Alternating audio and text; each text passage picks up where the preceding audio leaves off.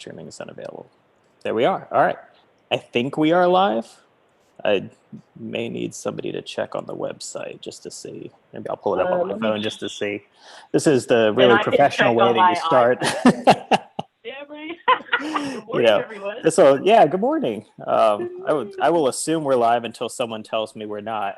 My name is Tim Owens. I am the Virtual VSTE Conference Chair. This is a brand new thing that we're trying this year. Much like a lot of other organizations, we're trying to think of ways that we can communicate and build a sense of community when everybody is remote. Everyone's at home and sort of trying to stay home and stay safe. And so we, in talking with Karen Richardson, the executive chair who's here with me, we were kind of thinking through what might we do this summer to really think through what it looks like to go online.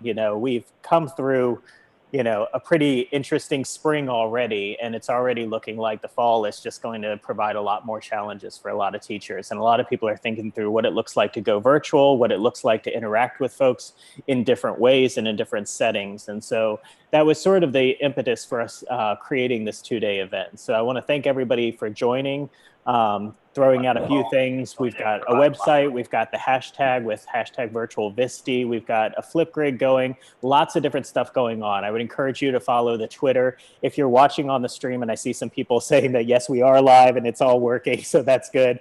I'll be watching the chat. So with this panel today and with other sessions that you access through the schedule that's online when you're watching, I do encourage you to talk amongst the chat, ask questions, and we'll always have moderators at each of the sessions interacting with that. With that, I'll pass it off to Karen Richardson, the Executive Director of VSTE. Good morning, everyone, and welcome to this experiment. I wasn't willing to call it a conference, so we called it a playground. And there is a playground at the Virtual VSTE website. It's very easy to add to the collection of the playground. Think about it as you bringing your special toys or games to the playground to share with your colleagues. And over the next 2 days, you'll get lots of eyes on those resources that you have to share. So even if you're not on the formal schedule and doing presentations, we'd love to have you share what you've learned, what resources you might have available in that playground collection. And then, as Tim said, certainly Twitter. The Flipgrid information has been shared with folks who have officially registered. We'll keep an eye on that registration list and push information back out again this afternoon. And the benefit of registering is also that you'll receive a certificate of participation. So it is free, but we are maintaining that registration list. I'd like to say a huge shout out to our sponsors. We continue to work with our good supporters, and if you check the sponsor link in Schedge, the sponsor tab, you'll see they're there. We do have a system where you can set up appointments with them if you would like. So over the course of the next 2 days, if you would like to talk to some of the folks who are supporting our efforts here, there's a calendar where you can set up an appointment with them. Some of them have also shared resources in the playground as well. But a big shout out to them as they continue to support us in our efforts in a variety of ways. And then I'll end by saying thanks to Tim Owens. Sometime in late March or early April, he came to me and said, if we're going to do the big conference virtual, it might be an opportunity to play with some tools and see some ways we might tweak things or what we might do to expand the reach of the conference. And I think for that, that's the piece of it. We'll do some Zooming in the next 2 days, but the playground's going to be there before and after. Our Twitter timelines will be there for us to continue to share with. Our Flipgrid will still be available. And then, of course, the archives of all our sessions. But we really want to focus on how we do the community part of it. I've had lots of people come to me over the years and say, I don't go to a lot of sessions at the conference. I just sit somewhere and talk to the people who float past me, and I learn so much that way, and I make so many good connections that way. The sessions are great, but I also want that community piece. So anything you can do over the next 2 days and then moving forward to help us figure out building that online community, please feel free to get in touch with us. I'm going to stop now because one of the online communities that I think we are building in a good way is originating with our Diversity Inclusion Committee. About a year ago, we saw a need for VSTE to begin a conversation about the lack of Black, Indigenous, people of color in education in general in Virginia, but also particularly in EdTech. Virginia has about 17% of its teachers or educators who are people of color.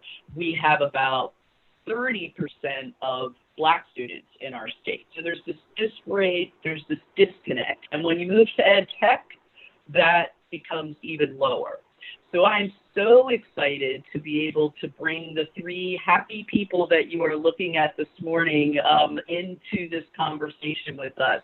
We started the committee that we called it a task force because we really didn't have any sense of how it was going to work.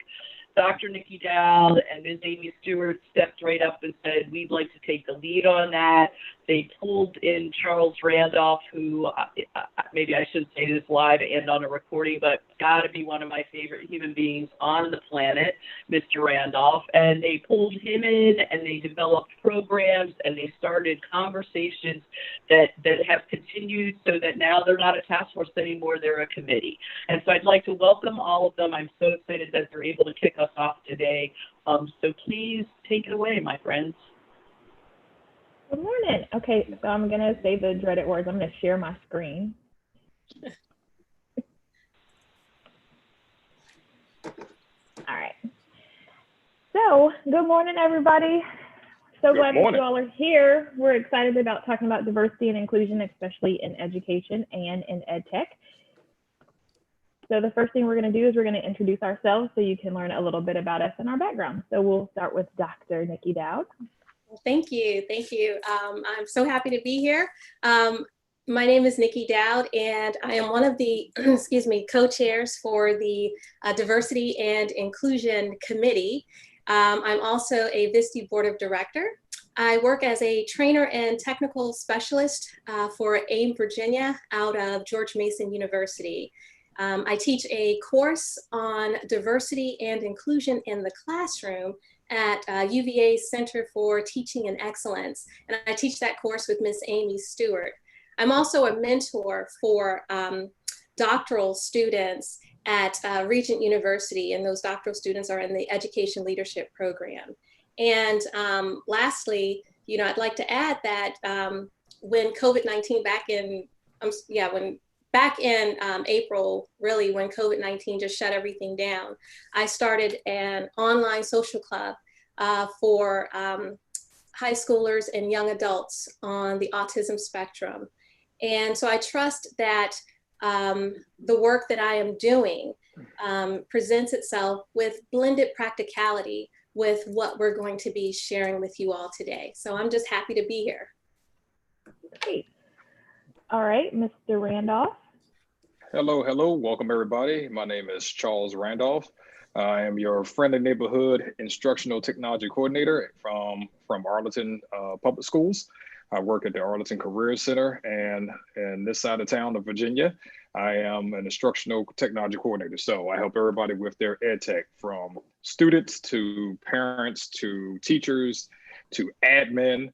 And after this wonderful situation we've been going through, I feel like I helped the whole world with everybody's resources.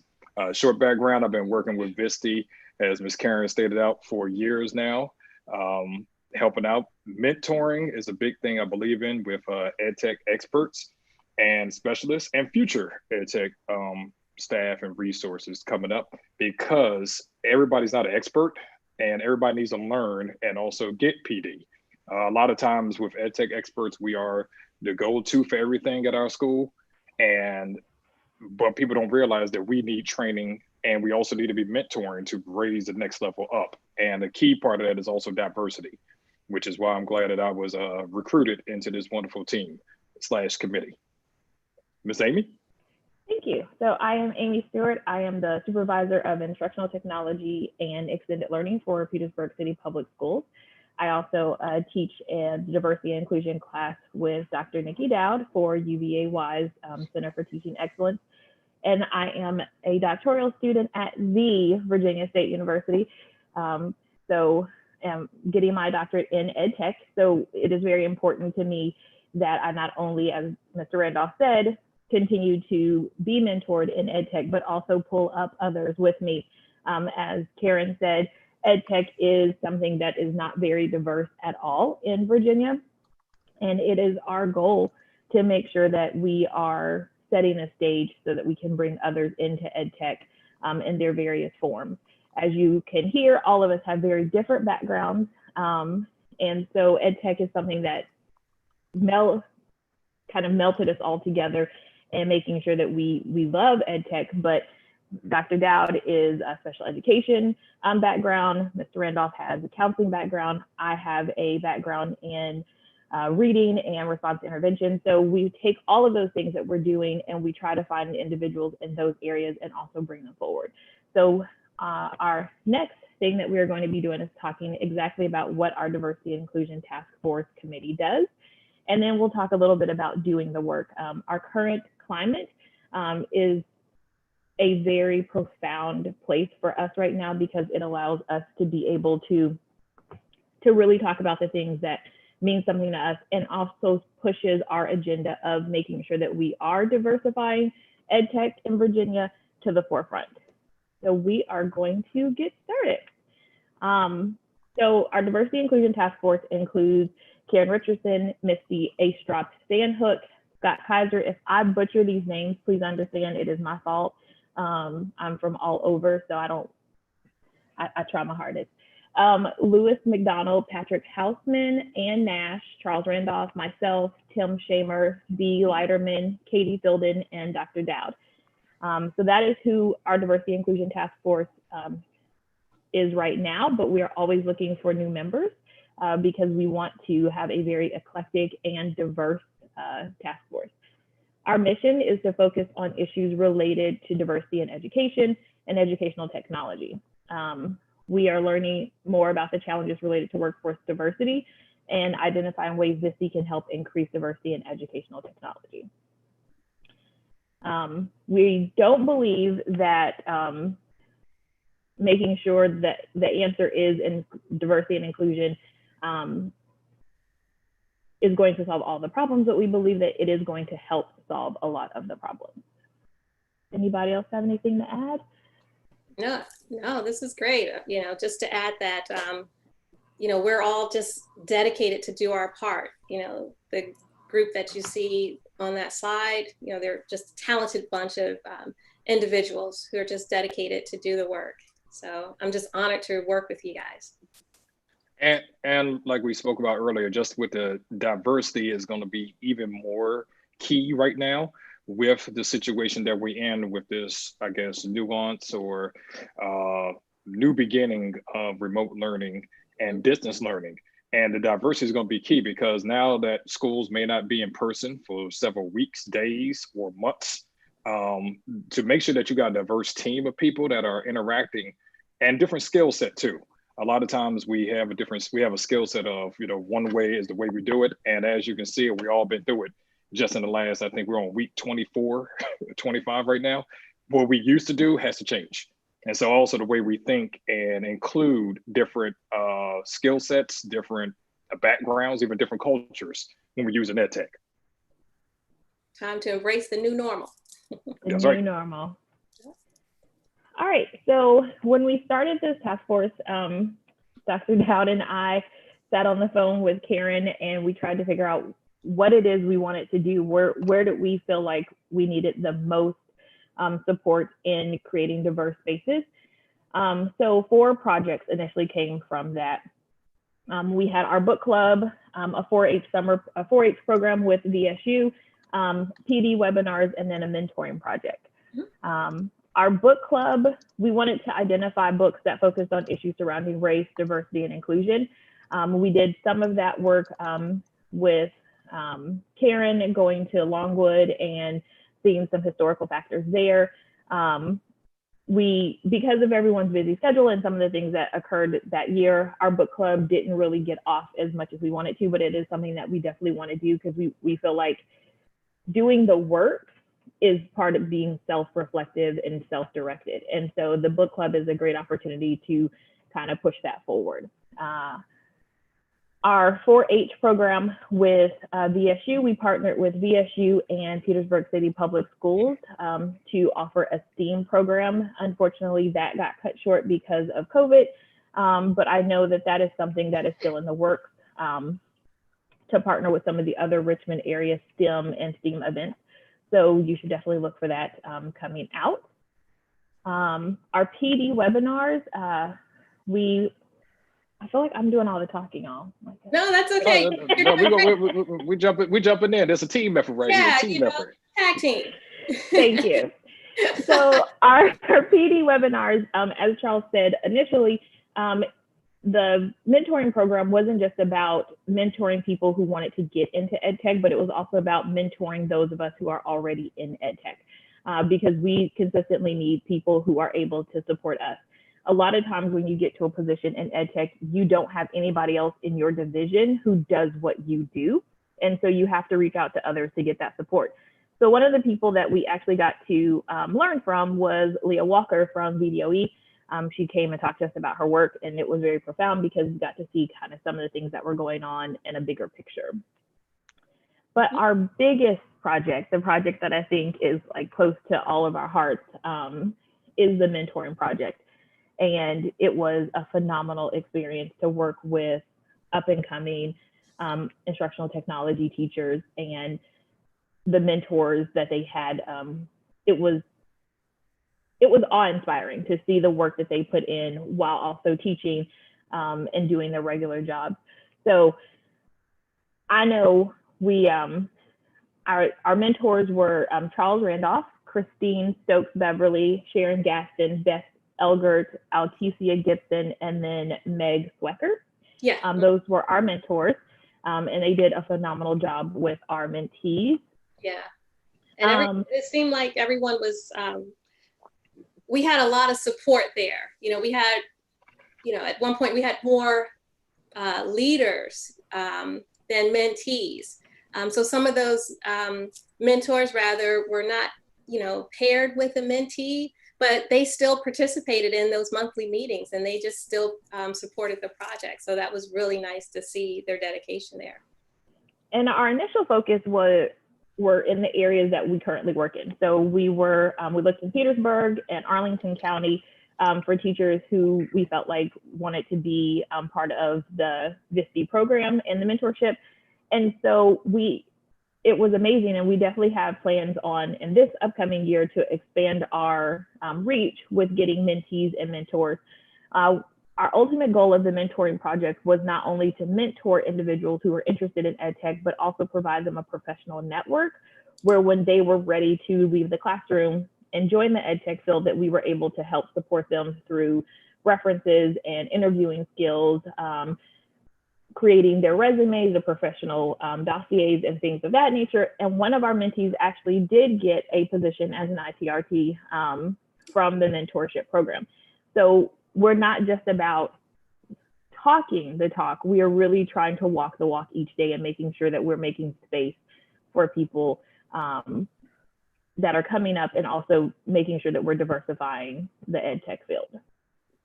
And I would to kind of jump on that, Ms. A, is that there are so many experts and so many educators out there who want to do EdTech, but a lot of times don't know, or maybe shy, or maybe nervous about joining. So that was one thing what we're looking at too, is not just the inclusion of, this person has a particular skill, but we say, you know what, you have possible great potential to help out, to help out yourself, but also help out your school system and your community and move up. A lot of times with EdTech, there's also a gap between, you have teachers, then you have pretty much admin, then you got counselors. But when it comes to EdTech, that is a small, narrow percentage of staff or educators who should go into that route.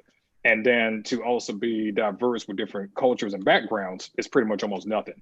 And I know when we talked about with mentoring here, a lot of us talking, when we had our meetings, one thing that came up too is when we gone to various conferences, not just with the great, wonderful VSTE, wink, wink, but other conferences like ISTE and some people that go to the one in Florida, where when you see EdTech and you see minorities, it's very rare and very limited. And we know there's a lot of EdTech people or teachers or educators out there have skills with EdTech, but you just don't see them represented in a large pool. And also with the problem solving and skill set.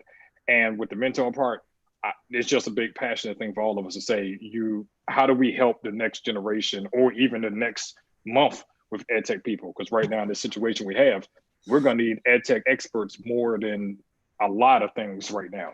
We need people who know how to use a particular streaming resource, how to use a Google Doc, how to use Teams, and also the methodology, and for one of my colleagues, pedagogy, on how you use all these different things. That's not inherently for a teacher to just come up and say, I learned how to teach curriculum, but now how do I use curriculum with EdTech resources in a good, positive way? Yeah. And I think that was one of the things that a lot of our mentees had kind of trouble seeing the connection between EdTech and what they currently do. A lot of individuals, when they're thinking of coming out of the classroom, they're thinking about being a reading specialist or a math specialist. And as I explained to them, my background, I'm a certified reading specialist.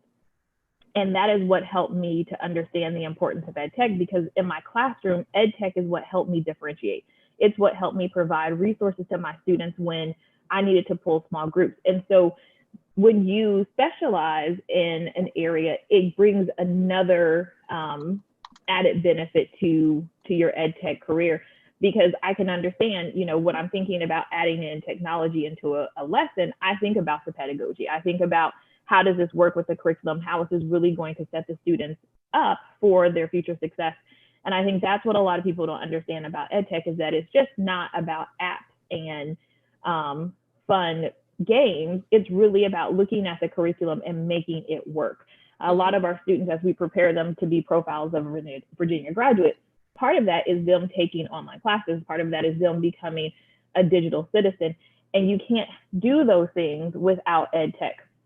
And so we need people that have diverse curriculum backgrounds, people who have a specialty in history or science or math or reading, because that's what helps EdTech. When you understand your content first, it's very easy to enhance it with EdTech. So when we say we're looking for mentees, we're looking for people of all backgrounds. We're not just looking for people who just love tech. We're looking for people who love tech and love education at the same time. Exactly. So that brings us to our 2020 projects. As you can tell, we started with a very full plate. And as we have figured out what is near and dear to us, we have kind of narrowed down.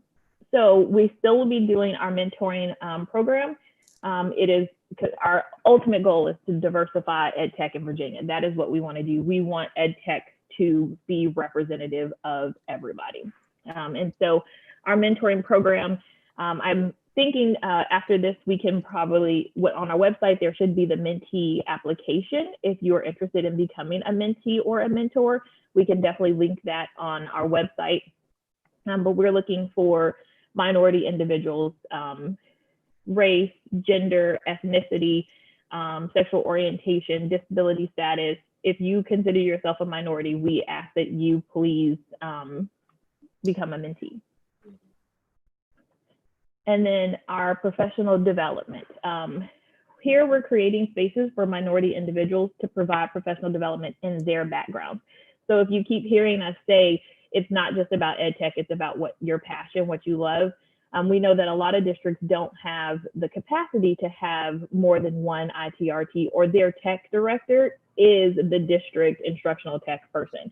And so what we want to be able to do is provide free or low cost professional development to school districts, to individuals at conferences, and also bringing in minority voices to conference areas. If you are a Twitter follower at all, you have seen the backlash that has come about recently, where conference panels are fully non-minorities. There it is an all white panel, and a lot of people are saying you can't present that way anymore. The Black Lives Matter movement has been in effect for a long time, but it is now getting to the point where people are willing to speak out and say, we have to have a diversified group of people at the table. So that is what we are offering with our professional development, and we're also looking for people to provide professional development to us. And the website is, we're working on a website, and that is currently under construction, but the content is being developed. And the website will not only highlight the work of the mentoring program, but it's going to highlight the work that we're doing. but also, include issues related to equity, access, diversity, and inclusion. So be on the lookout for that. Yeah. And also kind of add on to that too is with the mentoring part, like we said, we're trying to make it so it's not just, Northern Virginia, Southern Virginia, anything like that. It's the whole state of Virginia because we're all working together. And with the resources of, like we just said, as far as elaborate on the PD part of it, quick mentoring tips, also job postings. A lot of times we have a lot of job postings. We all work in various counties throughout the state of Virginia. But just when a job comes up, hey, there's a job posting. Let's share that information out. So that way, in case somebody wants to know what a particular county is looking for ITRT or ITC, they know. And right. They can also prepare themselves for the future. Because sometimes it may not be initially, maybe you may not be ready at that moment, but at least trying to get our wonderful educators in Virginia ready. So when they say, hey, I'm ready, I feel like I'm ready to go, there's enough opportunities and diversity to show that, hey, we're ready to go. Yeah. And remote learning is not going away. Remote learning, virtual experiences, it's not going away. And so now is the time. I remember in the early 2000s when everybody started doing IT, it is now time for us to bombard the world as educators and show that we're just not about brick and mortar anymore. We're about being able to reach our students anywhere and everywhere with meaningful and impactful curriculum and activities. Absolutely. Like I said earlier, just embracing this new normal. Yeah. Mm-hmm. And I would also add on there probably a new normal of also respect, respect level, because that's something I heard multiple times from various EdTech experts was, you know what, I think I may want to be an ITC or ITRTC, but I don't know, how much respect I'm going to get. Because in some counties, we've talked about that in VSTE on a couple of webinars, some are almost, bona fide technicians and some are actual EdTech experts. And I think now we're starting to see that shift of, you can't just look at it as a EdTech person as a technician. That is a role, there's a specific job and a skill set for a particular group. But now we really need a group of EdTech experts that are looked upon as not just a resource that, hey, when my computer doesn't work, contact me, but an actual person to say, hey, before you start doing something, let's plan, let's coordinate. And yes, I can help you troubleshoot, but I also can help you plan your curriculum for the next several weeks, months, if not the year. Right. Yeah, we're not just techs. We are not. And like you said, though, there are people who are techs where that is their thing. That's what they do. And it's not taking away and saying, that they're any better or they're any worse than any of us. That's right. It is definitely about, those are two different skill sets. Like a reading specialist is a reading expert. A math specialist is a math expert. Ed tech person is an expert in including curriculum and ed tech together, where a technician is all things technology. Like they understand how to make those things work. So it's not, one is not better than the other, but they all definitely have their benefits and their needs. Yeah. Okay, so we have a question. So the application, here it is. So ways to get involved. The Ad Hoc Task Force Inclusion Committee, the mentoring program, you can go to bit.ly, VSTE mentoring. Remember, whenever you use bit.ly, it has to be the exact way that you see it. So it does need to be all caps. And we can also share either our presentation or put it up on our website so that if you are interested in being a mentor or a mentee, you can do that. We are going to show an amazing video that Charles Randolph got together for us. It gives the a little background information of those that were in our mentee program last year. If I can get my mouse to work.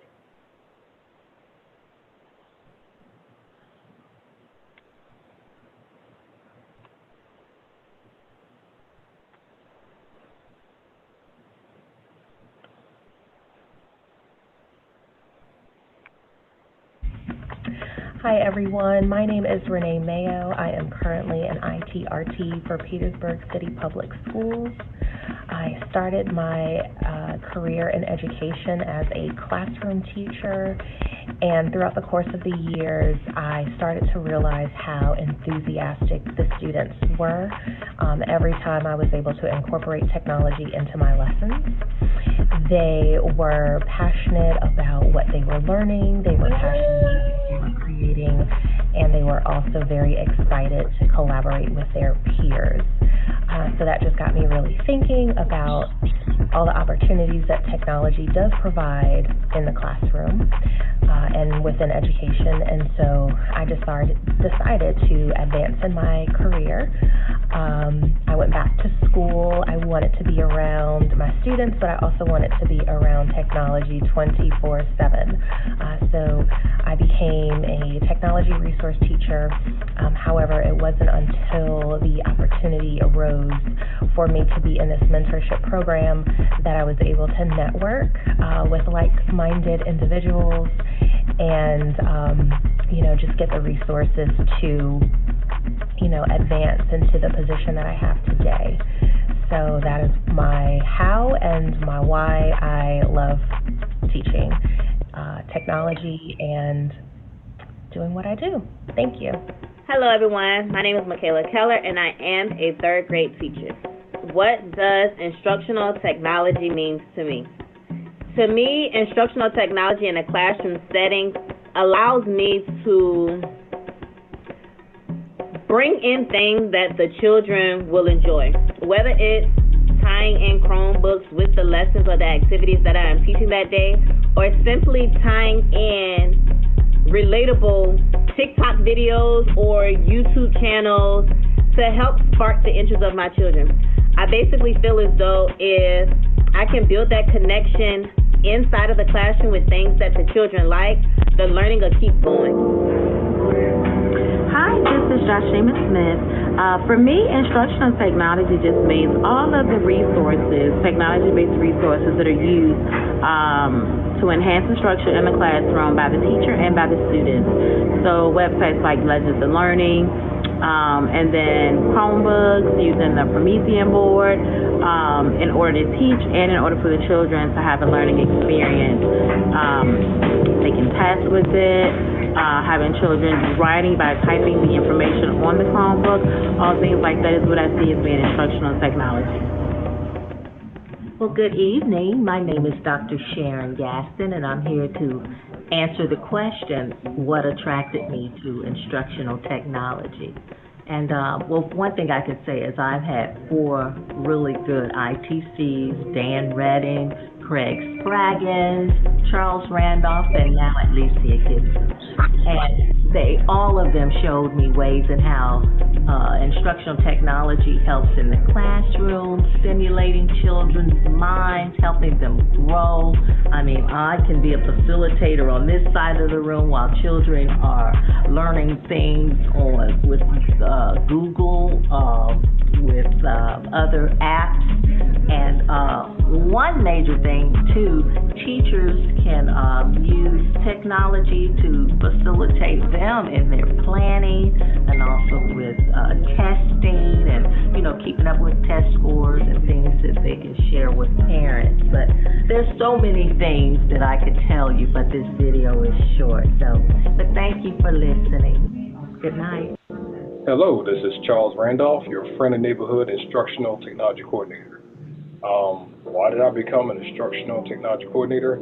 I became an instructional technology coordinator so I can help students, parents, and my wonderful staff and the community with using EdTech and STEM. I believe greatly that everybody should have access to STEM and EdTech and be able to create freely, because the students that we help out today and the teachers help out today will be our future leaders coming up pretty soon.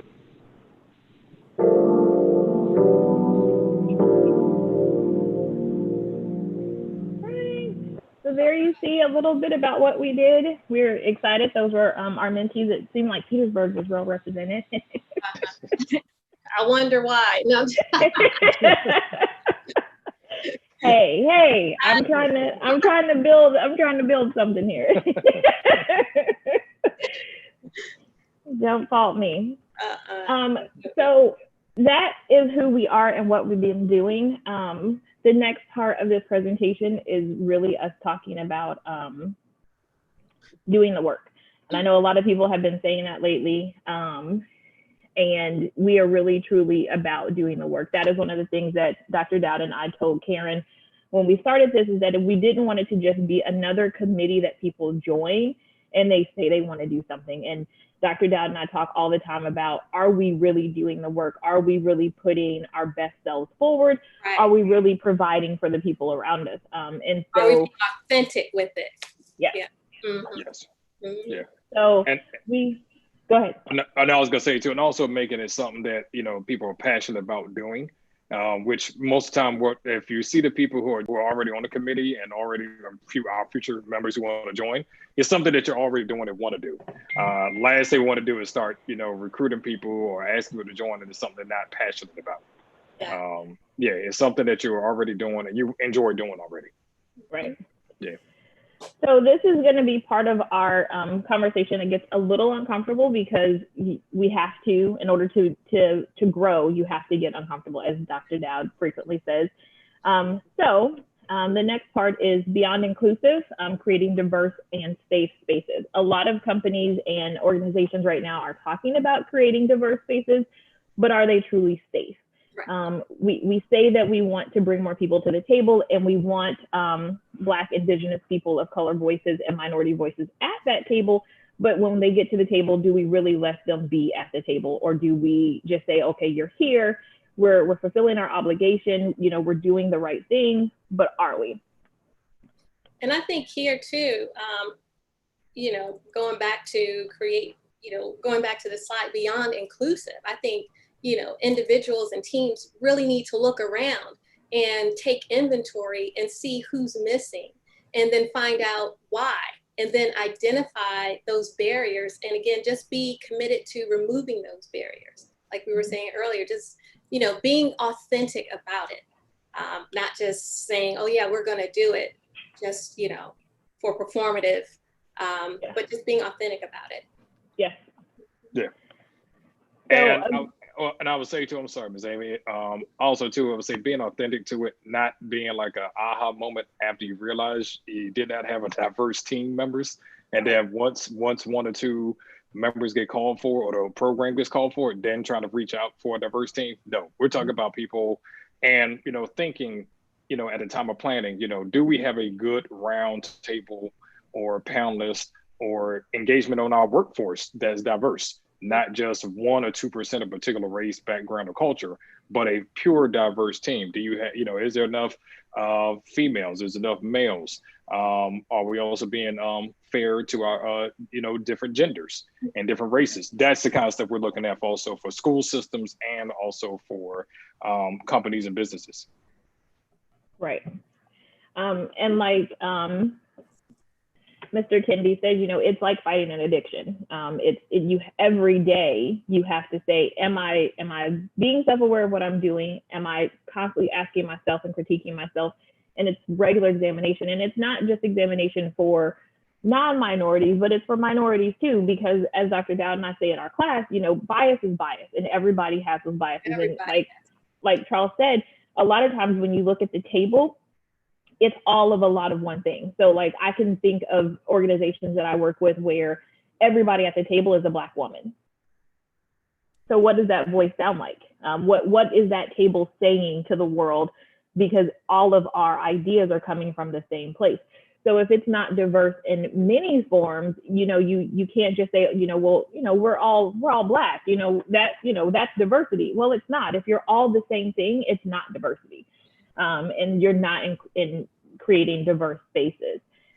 So I think that one of the things that it's not just Black Lives Matter, but it's about social justice and equity across the board, because Black lives do matter because they need to. And we need those voices. Black voices matter. LGBTQIA+ voices matter. Disabled voices matter. people of different minority backgrounds, culture backgrounds, those voices matter, and we have to put them at the table. We can't close ourselves off. When we talk about how EdTech is white male, and we say we're trying to break that glass ceiling and get more minorities in, once those minorities get in, you have to still understand, I need a diversified system. You can't just have a lot of one thing. So one of the things that we'll talk about is checking the table, because sometimes that table is very one-sided. So do you have qualified individuals? Are they qualified to do the work? Right now, we see a lot of companies and districts are calling on their minority staff to help them do the work of being anti-racist. And that's not the job of every Black person in your organization or every minority person in your organization. That's work that each individual has to do on an ongoing basis. And you can't put the burden on the people that you've been oppressing. That's just another way of being oppressive. And then preparing for bias. Dr. Dowd and I frequently talk about you have to be prepared for bias. Sorry. I'm not doing anything right now at all. I'm just talking to my computer. And that's a good example of real life. We're all people. That's right. Okay, we're all even though you're an EdTech expert, you're still a parent. You're still a parent. You're still a parent. You can't be like this. Yeah, that's right. That's right. Don't worry about it. You can get your Fruity Pebbles by yourself right now. Are they passing you notes under your foot? Okay, so now that she has her peach, we're all good. But we have to prepare for bias. Dr. Dowd and I took some IAT tests. Oh my gosh. We're really surprised with our results. Yes, I think I told you, obviously these results are wrong because they don't represent who I am. Obviously, right. I'm not this biased, so let me take it again and still get, the same results. So yeah, just prepare for those bias and be open and honest with them.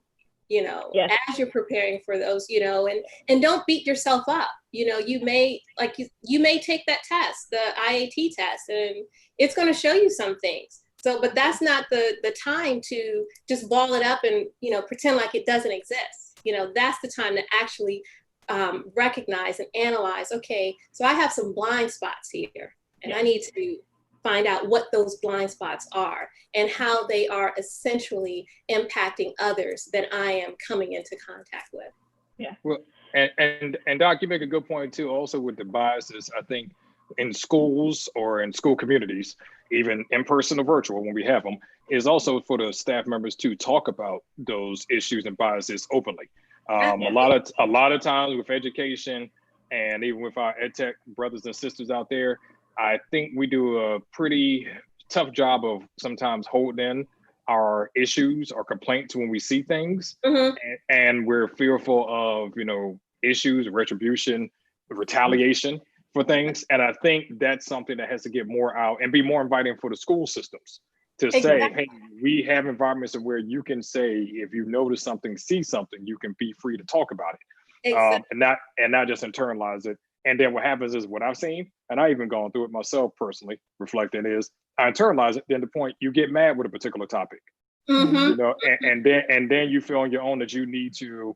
I'm not going to allow this person or group to have some type of bias or racism towards me just because I am an African American male or against my students or even my students at my school.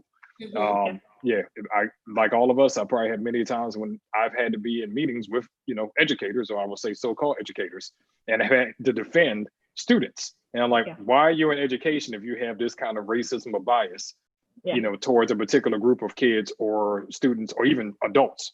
So that's a big thing. I think the conversation needs to come out more with school systems. And it's going to be even more important that if we are virtual and remote, that school systems and counties are talking about this remotely with staff members and students.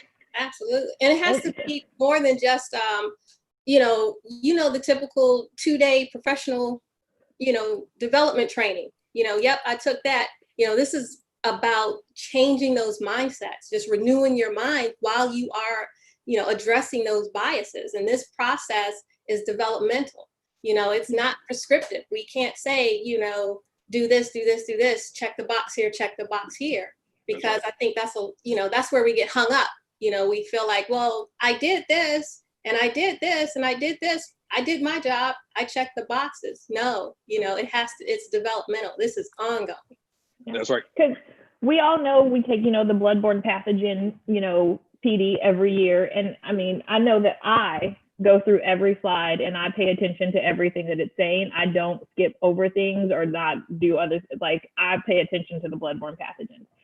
And we know that as educators, when you're given a task to complete, I'm just going to do it so I can get the certificate, so I can say that I did it, so I can get in my classroom and I can do what I need to do. Exactly. And we can't, that is not diversity. That is not checking the bias. We have to, when it's time to teach about Christopher Columbus, we have to teach the truth. We can't sugarcoat anything. As we can see from the students who have been out here doing the real work during this current Black Lives Matter movement, they're not here to play around. They want to know the real truth. They want to know, okay, so my school is named after Stonewall Jackson. Why? Mm-hmm. Mm-hmm. Why is it? Why are we representing something that is so detrimental to so many of us? What does this mean? What does the culture and the climate mean? And teachers are going to have to do a lot of that work this year. Students are going to be asking, parents are going to be asking. When you have students in your classroom that you don't necessarily identify with or understand, you have to do the internal work of saying, this isn't my classroom, this is their classroom. I'm an outsider in this situation. How do I become part of their culture? And how do I teach them the educational values that they need to know, but still honor who they are? You can't come in and change anybody. That's not what it is about. That's not what education is about. Education is about growing the mind, not changing the mind. If we tried to change everybody's mind in education, it would never work. That's what gives us so many different career paths and career fields, is being able to take a student's mind and say, okay, you know what? I'm going to give you these pieces so that you can move forward and you can go on. But it's also about not hindering those students, doing no harm to our students, doing no harm to one another. Because a lot of times we may not harm our students, but there is harm that's done across the board between coworkers and leadership and policies and procedures. And so we have to call those things out. We have to, when you see something like Charles said, you got to say something. You got to say, this is not a diversified, program or a policy. This is very restrictive. This is very biased and prejudiced or even racist. You have to call a spade a spade. And I think that that's where we all are. And you can't be afraid, as the late John Lewis said, you have to make good trouble, and a lot of times we're afraid in the educational field to make good trouble, because once you're labeled a troublemaker, it's all downhill. It's a constant battle. But I think now it's time for us to say, I'm standing up for not just these students, but all students and everybody that's here. I want to do the real work. I want to make this place a better place, And we have to do a good job as leaders of not silencing people when they come to us and tell us something. Because a lot of times we'll say, well, that's just how the district is, or that's just how this is. And we don't push it any further. But like you said, Charles, we go off and we say, I don't really agree with that either, but what can I do about it? Well, you have to say something. And jumping on that pretty much too is also the mentoring, going back to the mentoring part for our colleagues, where, a lot of times we're working in different kind of, silos in one little corner. And even at our schools, we may not talk to other EdTech experts. So the mentoring part, to see how one is dealing with a situation or how one does work in a different way in the school, is a big thing. How we talk to each other. And I think a lot of times we don't talk enough to each other to get information. And also it's a pride factor too. I've been in EdTech now for years, been in education for years too, my mother was a first grade teacher in DC public schools for years. So been around education for a long time, but I think the mentoring part of asking for help or asking the question is key too. Because I tell people all the time, I do not have an answer for it. And I think I had a very good awakening with this last situation or current situation with COVID-19 and schools closing, I told staff repeatedly, I do not know. I do not have the answer, but it also reflected on to show me that a lot of my staff do see me as a key point of information and facts. So I'd say, hey, if I don't know an answer, I'm gonna go check with another ITC and ask them, because I'm not too proud to say I don't have an answer. And that's part of being kind of pretty humble and saying, hey, we all need help. Right, exactly. So that is the recognizing potential, understanding, you know, leadership isn't always about a title. It's about what you know and how you know. And a lot of times those teachers that are interested in becoming ed tech professionals, they have an answer and you're like, oh, okay, yeah, no, I know who to send you to get you that help. And we kind of already talked about appointing biracial, indigenous, and people of color and other minorities at the table. So growing tools, because as I said, this isn't about one person doing the work for everybody. This is about you doing your own work. I will add this link. It's an anti-racism resource that was created by Sarah Sophie Flicker and Alyssa Klein. And it is anti-racism resources for, I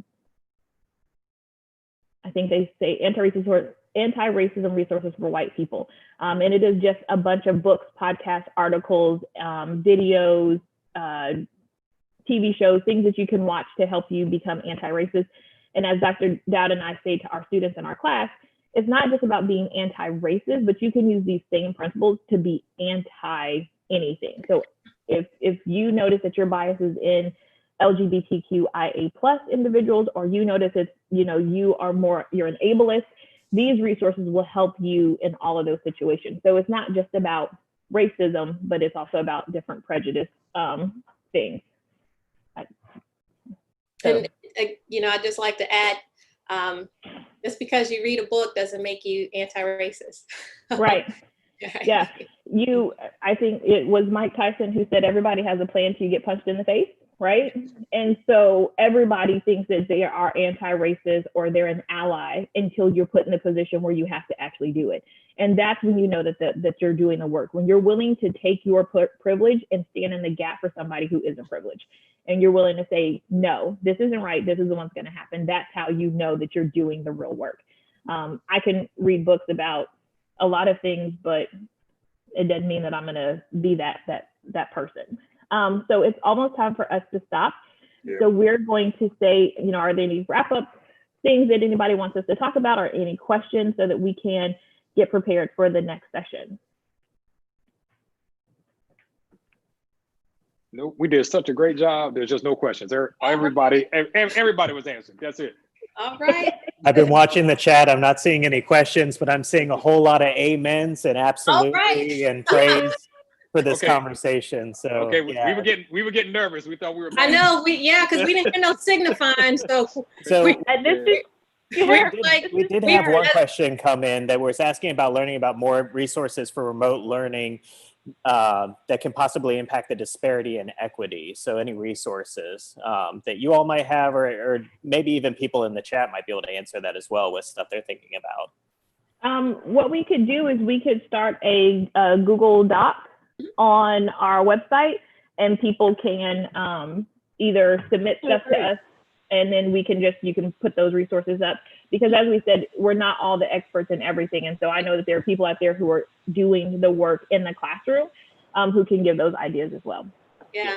Sometimes you find sometimes you find the answers within yourself, as opposed to finding it on the shelf. So yeah. And I would say, Ms. Ann, if you probably could, go to the last slide with our Twitter accounts in case you want to follow us and ask questions like that one, and kind of reviewing real quick what we went through during this. Yeah, the mentoring is a big thing for everybody. And again, I think I would just point out that we all can help each other out as really a big team effort, and a diverse team is the big thing to focus on. That we can all help each other, small, big, whatever, but you know, you're not in it alone as an educator, because this is a whole new world we can say, we're morphing into in a good way. This is going, I think right now is, you know, looking on the positive note of this situation, this is a great moment for EdTech as far as changing the concept and views of what an ITC, ITRT looks like. and what they do for the school system, the state, and for the community. Yeah. Oh, yeah. Because, and one thing I will say as we were closing, what we did during the COVID-19 closures was not EdTech. That was crisis education. Oh, yeah. You definitely have to get with your EdTech professionals as you prepare for the fall semesters in your counties, because that is where EdTech is really going to be shown. Right. Because you're going to be able to do so much more. It's not just about using your LMS or your district's platform. It is really about providing instructional resources for your students to be the most successful in this time period. So please, if you had a bad taste in your mouth from, you know, what we did during COVID-19 closures, that's not EdTech. I promise you. We were all mortified as well. So understand that your EdTech professionals are ready to help you and are excited, because this is our moment to shine. This is our moment to really help those who we have dedicated our careers to helping. That's right. Awesome. Well, thank you all so much for this presentation. This is great. And for everybody watching live, do be sure to check out the online schedule. We've got stuff going on all day today and tomorrow. Every single session is going to have a linked YouTube video that has the live stream. So there'll all be separate YouTube links. It's all being streamed and it's all being archived and recorded. And there's a playlist on our VSTE YouTube channel as well. So thank you again. We look forward to, this was a great kickoff. Thank you so much. Thank you. Absolutely. Thank you for having me. Oh, thank you very much. Thank you. Wonderful. Bye, everybody. Thanks, everybody. Bye. Bye. Bye.